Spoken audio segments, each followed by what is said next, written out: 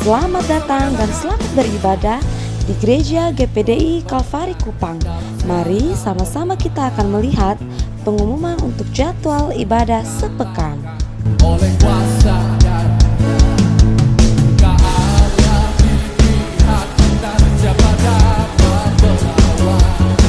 Kita lebih dari pemenang, lebih dari pemenang. Pemenang dalam segala perkara. Oleh kuasa dan jika Allah di pihak kita, siapa dapat melawan? Kita lebih dari pemenang. Haleluya, haleluya. Maka nama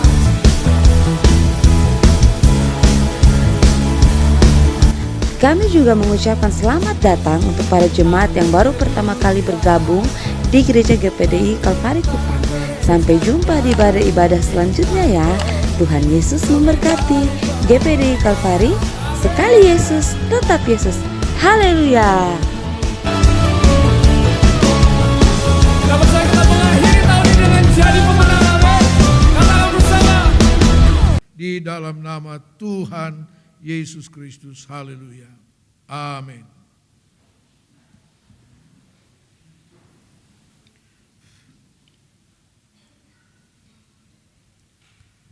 Haleluya. Puji Tuhan, salam sejahtera dalam nama Tuhan Yesus Kristus. Mari saudara-saudara kita lanjutkan pelajaran kita dari Kitab Wahyu pasal 11 ayat 1.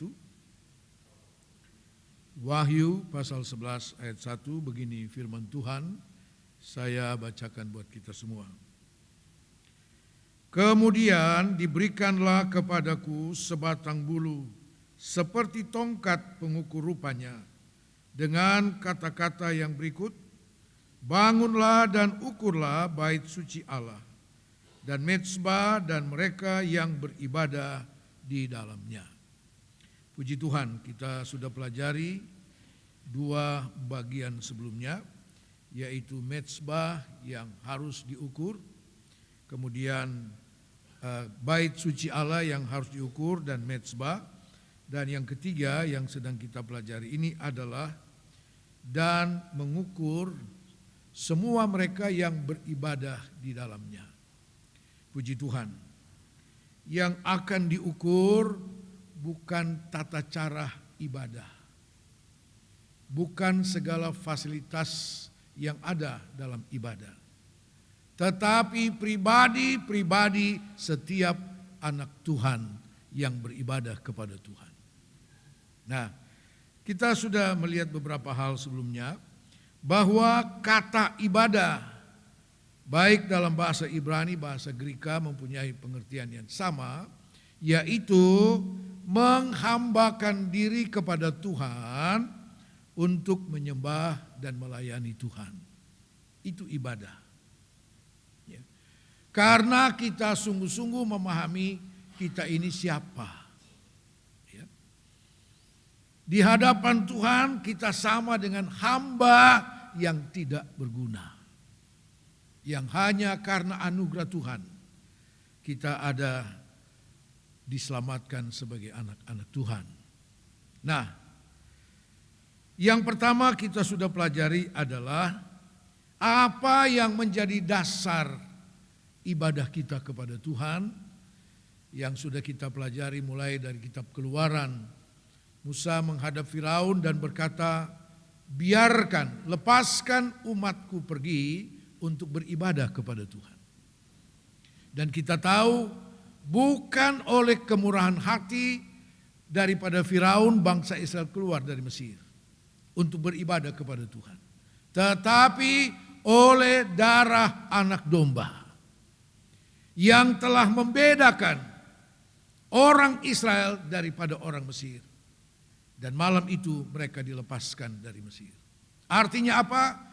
Dasar ibadah kita adalah penebusan oleh darah Yesus Kristus. Dasar ibadah kita adalah keselamatan. Artinya apa? Setiap orang yang sungguh-sungguh percaya dia sudah diselamatkan oleh darah Yesus adalah orang-orang yang seharusnya taat beribadah kepada Tuhan. Musa tidak bilang kepada Firaun, lepaskan bangsa Israel karena mereka akan dibawa Tuhan ke tanah Kanaan. Tidak. Tapi untuk pergi beribadah kepada Tuhan. Ini dasar ibadah kita. Ya. Puji Tuhan. Yang kedua, yaitu apa motivasi kita beribadah kepada Tuhan. Sesuai dengan dasar pengertian daripada kata ibadah itu, saudara-saudara, kita datang beribadah kepada Tuhan adalah sebagai hamba-hamba yang mempersembahkan, yang menghambakan diri kepada Tuhan untuk menyembah dan melayani Tuhan. Maka saudara, kita tidak datang dengan membawa segala bentuk predikat kita, ya, keberhasilan kita, status sosial kita, tidak. Bukan itu yang Tuhan perlu. Tetapi setiap pribadi kita. Itu yang harus menjadi motivasi dalam kita beribadah kepada Tuhan. Berikut, pagi ini kita akan melihat yang ketiga, bagaimana sikap hati, pikiran, perasaan kita, ya, ketika kita datang beribadah kepada Tuhan. Ya. Ini akan sangat menentukan kualitas ibadah kita kepada Tuhan. Saudara-saudara, yang pertama kita lihat di dalam kitab Ulangan pasal yang ke-10. Ulangan pasal 10 ayat 12. Maka sekarang hai orang Israel, apakah yang dimintakan daripadamu oleh Tuhan Allahmu, selain dari takut akan Tuhan Allahmu, hidup menurut segala jalan yang ditunjukkannya, mengasihi Dia, beribadah kepada Tuhan Allahmu dengan segenap hatimu dan dengan segenap jiwamu. Apa yang dimintakan Tuhan daripadamu adalah beribadah kepada Tuhan Allahmu dengan segenap hati dan segenap jiwamu. Jadi hal yang pertama dalam hal bagaimana sikap hati, pikiran, perasaan kita dalam beribadah adalah dengan segenap hati dan jiwa. Segenap hati. Ketika kita datang beribadah kepada Tuhan, segenap hati kita hanya untuk Tuhan. Tidak ada hal-hal lain dalam hati kita. Tidak ada keinginan, kehendak, pikiran yang lain dalam hati kita. Kecuali sepenuhnya hanya bagi Tuhan. Sepenuhnya untuk datang menyembah, melayani Tuhan. Itu yang dimaksud dengan segenap hati. Nah, saudara-saudara, kalimat yang sama yang dikatakan segenap hati, segenap jiwa, kita temukan di dalam Injil Matius pasal 22. Injil Matius pasal 22 ayat 37 dan ayat 38.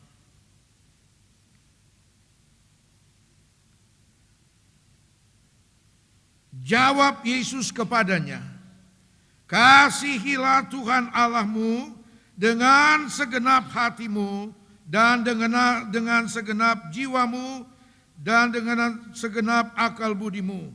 Itulah hukum yang terutama dan yang pertama.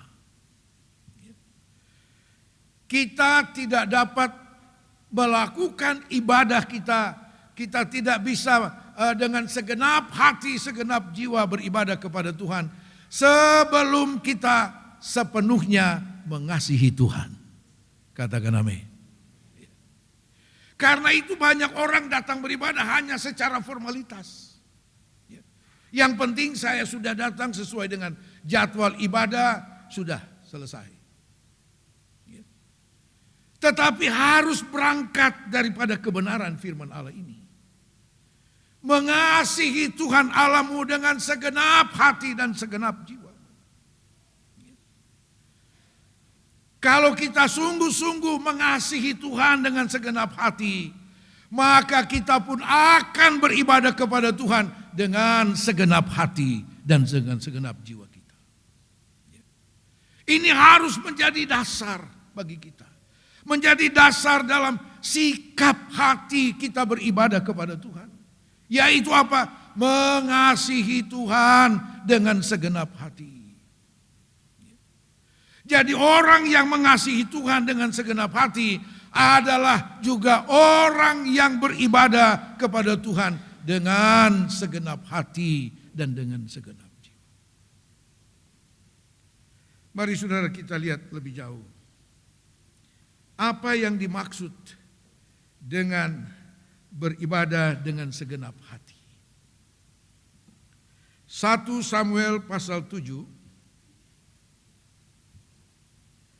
1 Samuel pasal 7 ayat 3.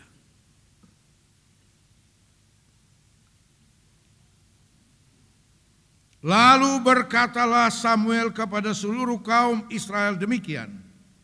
Jika kamu berbalik kepada Tuhan dengan segenap hati, maka jauhkanlah para ilah asing dan para Astoret dari tengah-tengahmu, dan tujukan hatimu kepada Tuhan dan beribadah hanya kepadanya, maka ia akan melepaskan kamu dari tangan orang Filistin. Kepada bangsa Israel yang kemudian datang mengeluh kepada Samuel sebagai seorang nabi hamba Tuhan tentang tekanan yang mereka alami daripada orang Filistin. Maka itulah kesempatan Samuel menegur bangsa ini dengan keras supaya mereka bertobat kepada Tuhan. Berbalik kepada Tuhan dengan segenap hati. Lalu Samuel katakan, dan tujukanlah hatimu kepada Tuhan dan beribadah hanya kepada Tuhan. Kata tujukan hatimu, kata tujukan ini dalam bahasa Inggris disebut prepare. Mempersiapkan. Mempersiapkan hatimu untuk beribadah kepada Tuhan. Yang dimaksud dengan segenap hati beribadah kepada Tuhan adalah kita mempersiapkan hati dengan sungguh-sungguh ketika kita datang beribadah kepada Tuhan. Bukankah hati kita ini gudang dari segala bentuk keinginan, pikiran, kemauan dan sebagainya? Tetapi ketika kita datang beribadah kepada Tuhan, saudara-saudara, kita mempersiapkan hati kita sepenuhnya hanya untuk beribadah kepada Tuhan. Tujukan hatimu, mempersiapkan hati dengan sungguh-sungguh. Bukankah seringkali saya katakan ketika kita datang beribadah, mari kita mempersiapkan diri kita. Mempersiapkan seluruh kehidupan kita. Mengkhususkan waktu yang terbaik untuk beribadah kepada Tuhan. Dengan tidak harus diganggu dengan segala macam hal, saudara. Mempersiapkan hati. Saudara-saudara, bagaimana kualitas perjumpaan kita dengan Tuhan dalam ibadah kita sangat ditentukan sejauh mana engkau mempersiapkan hati kepada Tuhan. Jangan asal-asal untuk datang beribadah kepada Tuhan. Seperti saya katakan tadi, yang penting saya sudah hadir, selesai. Bukan itu.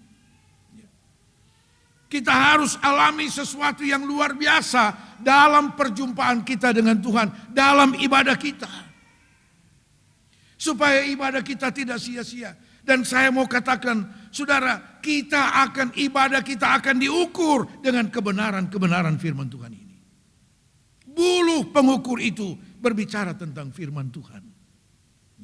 Firman Tuhan sudah memberi kita aturan-aturan dalam hal beribadah kepada Tuhan. Maka aturan firman Allah itu juga yang kemudian akan dipakai untuk mengukur kembali bagaimana kualitas ibadah kita kepada Tuhan.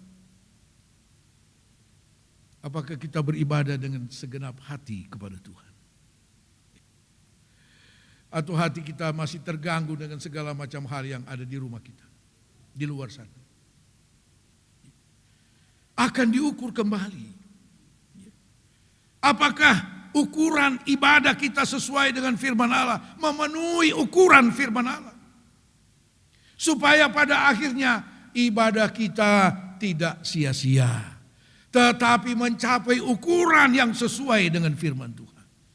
Kita didapati orang-orang yang beribadah dengan segenap hati, orang-orang yang beribadah dengan hati yang dipersiapkan sungguh-sungguh. Kita mau jumpa dengan pejabat saja, kita harus mempersiapkan segala sesuatu. Tidak asal-asal, bukan? Bagaimana perjumpaan kita dengan Tuhan dalam setiap ibadah kita? Perlu ada persiapan, mempersiapkan hati untuk berjumpa dengan Tuhan. Kualitas perjumpaan kita dengan Tuhan sangat ditentukan dengan bagaimana persiapan hatimu untuk berjumpa dengan Tuhan. Saudara-saudara yang dikasihi Tuhan, lalu mengapa kita harus mempersiapkan hati kita untuk beribadah? Mari kita lihat dalam 1 Tawarikh 28. 1 Tawarikh pasal 28.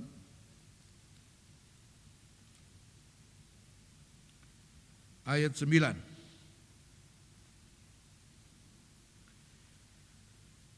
Satu Tawarikh 28 ayat 9. Dan engkau anakku Salomo, kenallah Allahnya ayahmu dan beribadahlah kepadanya dengan tulus ikhlas dan dengan rela hati, sebab Tuhan menyelidiki segala hati dan mengerti segala niat dan cita-cita.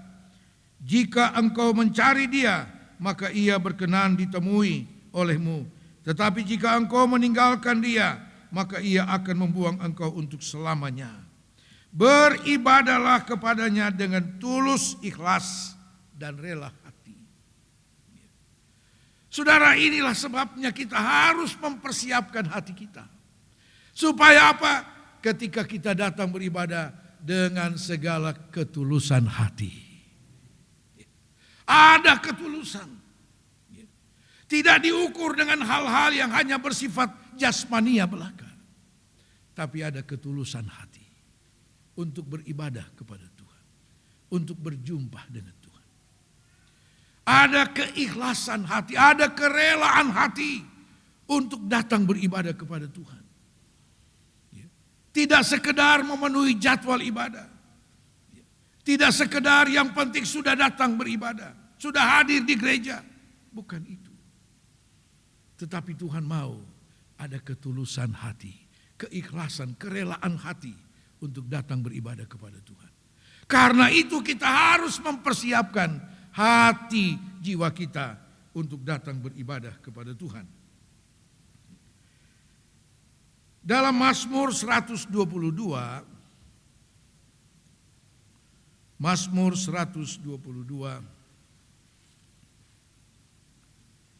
ayat 1, aku bersukacita ketika dikatakan orang kepadaku, mari kita pergi ke rumah Tuhan. Ini orang yang selalu mempersiapkan hati untuk beribadah kepada Tuhan. Orang yang selalu siap mempersiapkan hati untuk beribadah. Sehingga dikatakan ketika orang berkata mari kita ke rumah Tuhan, oh dengan senang hati, dengan penuh sukacita. Karena Daud adalah orang yang selalu mempersiapkan hati untuk Tuhan. Dalam segala kesempatan. Dalam segala waktu untuk beribadah kepada Tuhan. Dia selalu mempersiapkan hati untuk beribadah kepada Tuhan. Haleluya. Maka tidak heran Daud seorang yang sangat diberkati oleh Tuhan. Sangat diberkati. Sangat dekat hubungannya dengan Tuhan. Karena dia selalu mempersiapkan hatinya untuk kapanpun datang beribadah kepada Tuhan. Saudara-saudara yang dikasihi Tuhan. Kita lihat dalam Mazmur 108 ayat 2.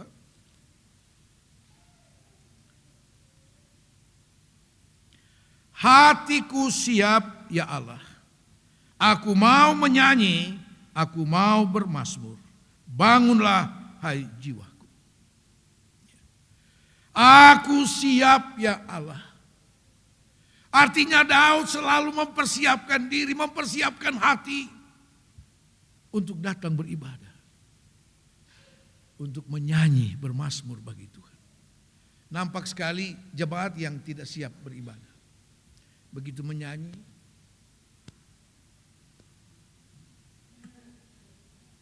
malas tahu. Ya. Itu jelas dia tidak ada persiapan hati. Percuma datang beribadah. Sia-sia, saudara. Sia-sia. Ya. Datang kosong, pulang kosong juga.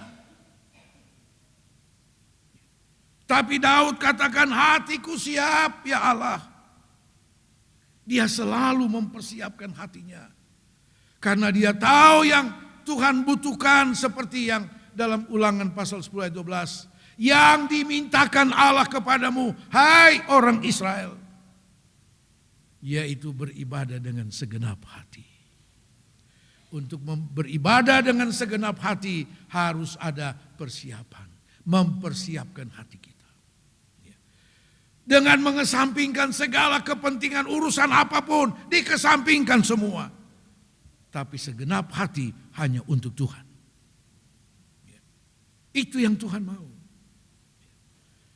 Dan persiapan kita itu sangat menentukan kualitas perjumpaan kita dengan Tuhan.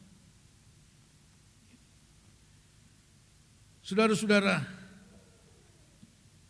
kira-kira wanita Sidon yang datang berjumpa dengan Yesus untuk minta pertolongan Tuhan bagi anaknya yang dirasuk setan. Apakah dia tidak mempersiapkan hatinya untuk datang? Dia mempersiapkan. Dia sudah mempersiapkan hatinya untuk segala kemungkinan yang akan dia hadapi. Sampai dia mencapai mendapatkan apa yang dibutuhkan. Sehingga ketika dia menghadapi berbagai tantangan, diusir oleh murid-murid karena dia berteriak minta tolong. Kemudian Yesus juga berkata, oh aku datang untuk domba-domba yang hilang. Bahkan kemudian karena dia terus mendesak, Yesus bilang tidak patut roti diambil dari tangan anak dan dibuang kepada anjing. Dia bilang benar Tuhan. Benar. Saudara-saudara, akhirnya apa? Yesus bilang besar imanmu hai ibu. Jadilah seperti apa yang kau mau. Dia sudah siap. Begitu juga kita datang beribadah kepada Tuhan. Kita perlu mempersiapkan hati dengan sungguh-sungguh. Daud bilang untuk menyanyi, bermazmur, memuji Tuhan. Nampak sekali jemaat yang tidak siap untuk datang memuji Tuhan.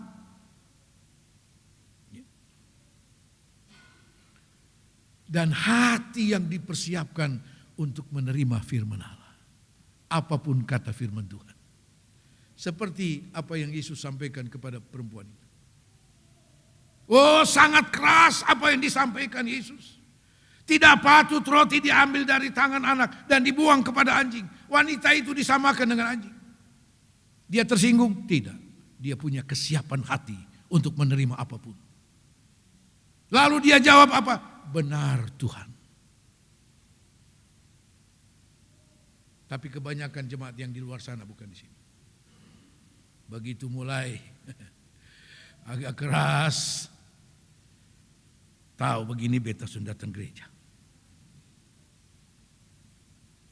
Bukan sini, sana.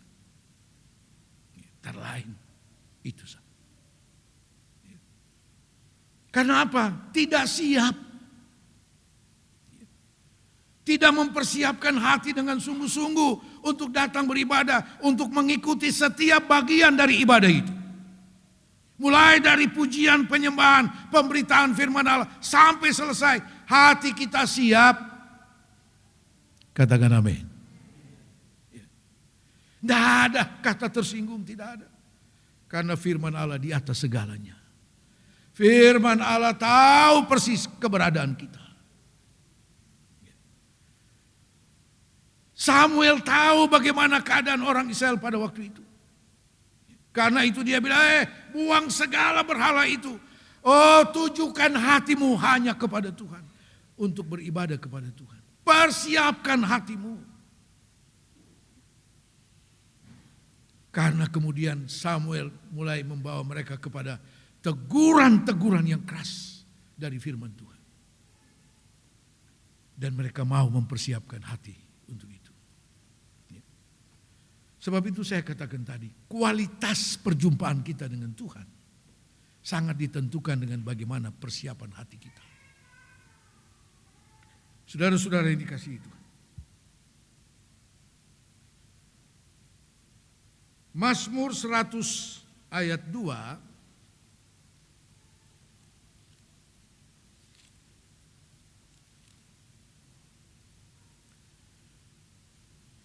Mazmur 100 ayat 2. Beribadahlah kepada Tuhan dengan sukacita. Datanglah ke hadapannya dengan sorak-sorai. Hati yang dipersiapkan untuk beribadah adalah hati yang penuh sukacita. Katakan amin. Nampak. Nah, hati yang penuh sukacita itu, mari kita lihat dulu. 1 Timotius 6 ayat 6.